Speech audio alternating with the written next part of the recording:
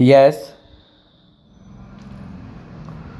वाद पत्र के संक्षिप्त में तथ्य इस प्रकार है कि वादी भील जाति का अत्यंत गरीब व्यक्ति होने से राज्य सरकार द्वारा वादी को ग्राम कुईइंदा की आबादी भूमि खसरा नंबर 531 में आवासीय भूखंड संख्या 46 आवंटित किया गया और उसका पट्टा दिनांक 29/12/1974 को निःशुल्क जारी किया गया।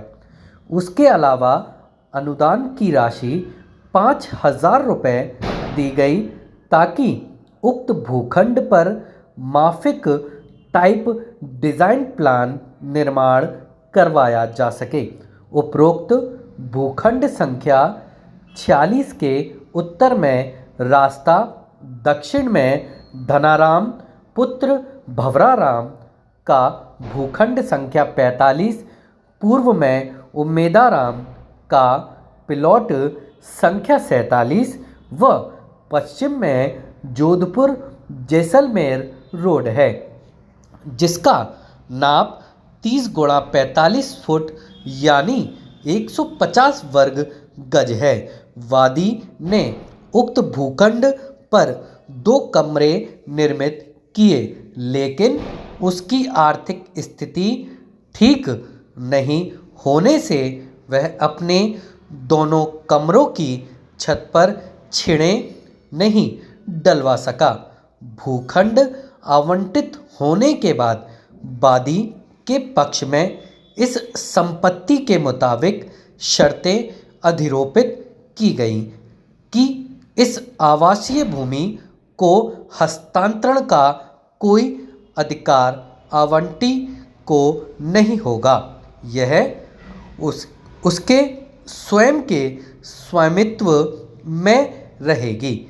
इस भूमि पर मकान बनाने के लिए ऋण प्राप्त करने हेतु Rajasthan state cooperative housing finance society limited को ही रहन रखी जा सकेगी, किसी अन्य व्यक्ति को नहीं। वादी को अपने पारिवारिक कारणों से पैसों की ज़रूरत होने पर स्वर्गीय श्री भवराराम से 7,000 रुपये उधार लिए और भवराराम वादी के संपर्क में होने तथा एक ही जाति के होने पर भवराराम ने वादी को पैसे देना स्वीकार कर लिया, लेकिन भवराराम ने कहा कि उक्त भूखंड का मूल पट्टा उसके पास रखना पड़ेगा। वादी को उसमें कोई आपत्ति नहीं थी।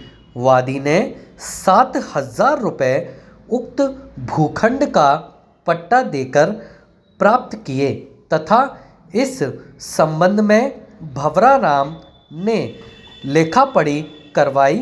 भवराराम ने क्या लिखापढ़ी की वादी को जानकारी नहीं है। जिस समय वादी ने पैसे उधार लिए उस समय पूजाराम व पुरखाराम भी वादी के साथ में थे।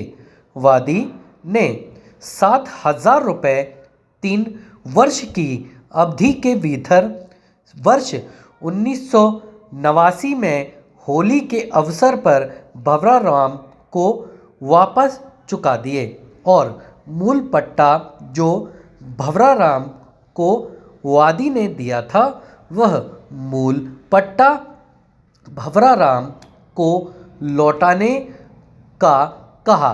तब भवराराम ने बताया कि मूल पट्टा घर पर पड़ा है, घर से लाकर दे दूंगा, लेकिन उसने मूल पट्टा नहीं दिया।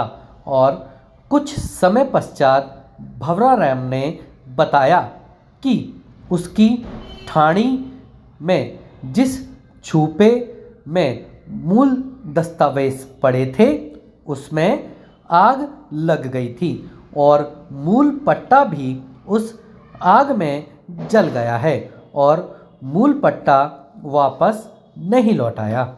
लेकिन भंवरा राम ने अपने जीवन काल में इस संपत्ति के मुतलिक किसी प्रकार का कोई हक अधिकार क्लेम नहीं किया और निरंतर वादी इस संपत्ति पर बहैसियत मालिक के काबिज रहा। लेकिन भंवरा राम के स्वर्गवास के पश्चात प्रतिवादी संख्या 1 से 9 की नीयत में फर्क आ गया। उन्होंने प्रतिवादी संख्या 10 से मिलावट कर, जो कि दुबई में रहता है, पैसे वाला व्यक्ति है, उसने गुंडों के बल पर कब्जा करने की नीयत से प्रतिवादी संख्या 1 से 9 से बेचनामा निष्पादित करवा लिया, जबकि ना तो उक्त संपत्ति भंवरा राम को विक्रय की गई और ना ही की जा सकती थी और ना ही वादी को उक्त संपत्ति विक्रय करने का अधिकार था। उक्त विक्रय की लिखा पढ़ी भी भंवरा राम ने धोखाधड़ी पूर्वक करवाई थी। स्टॉप।